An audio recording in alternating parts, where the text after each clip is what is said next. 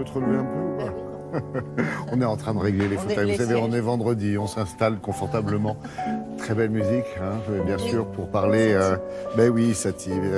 Pour parler de cette exposition, c'est au musée de l'Orangerie, c'est au cœur de la capitale parisienne, avec une exposition consacrée à une toile de maître, pas n'importe laquelle, un Monet, les Nymphéas, une toile qui a été très, très, très observée par d'autres peintres et d'autres artistes. Et les plus inattendus, les peintres abstraits américains. Plus de 30 ans plus tard. Je veux quand même vous rappeler l'histoire des Nymphéas de Monet, l'histoire surtout des Nymphéas qui sont dans ce musée de l'Orangerie de manière permanente.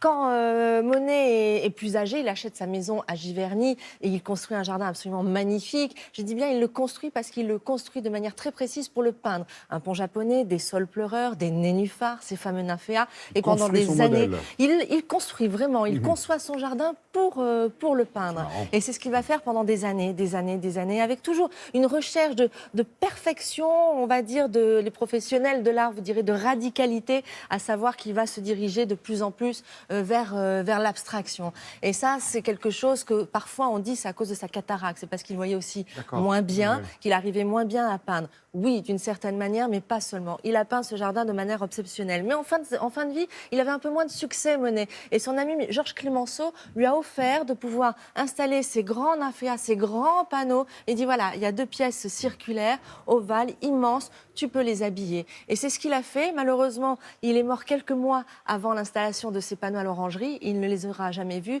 mais les Américains l'ont vu. Et comme il avait moins de succès en France, il est allé où? Aux États-Unis. Et on l'a redécouvert aux États-Unis, Monet. Regardez, c'est au musée de l'Orangerie à Paris.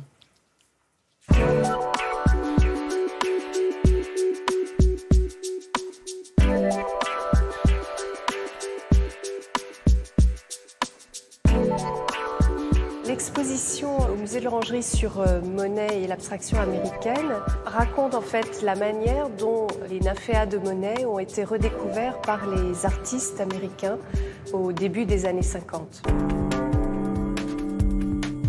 En 1955, le MoMA, le musée d'art moderne de New York, a acheté son premier grand panneau de nymphéas. Et c'est au même moment que le grand critique d'art Clement Greenberg va forger le lien entre la peinture de Monet et l'abstraction américaine des jeunes artistes new-yorkais. Et à partir de l'achat de ce panneau par le MoMA, les tableaux de De Kooning, de Rothko, de Pollock vont entrer au musée d'art moderne de New York.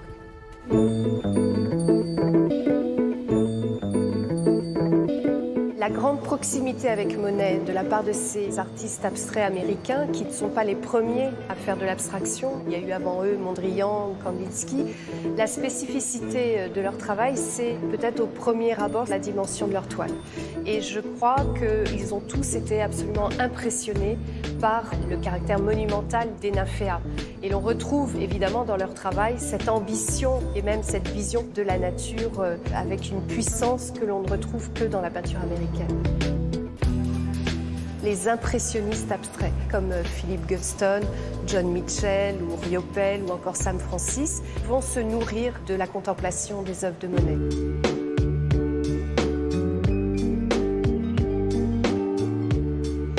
On montre également le film de Hans Namuth qui vous montre Pollock en train de réaliser un tableau par sa technique du dripping. Dripping, c'est un terme américain ou anglais qui veut dire s'égoutter. Et effectivement, Pollock invente une technique qui n'est qu'à lui, c'est-à-dire qu'il pose la toile au sol et il fait couler la peinture d'un bâton en fait et danse autour de sa toile, ce qui fait ces entrelacs typiquement reconnaissables de Pollock.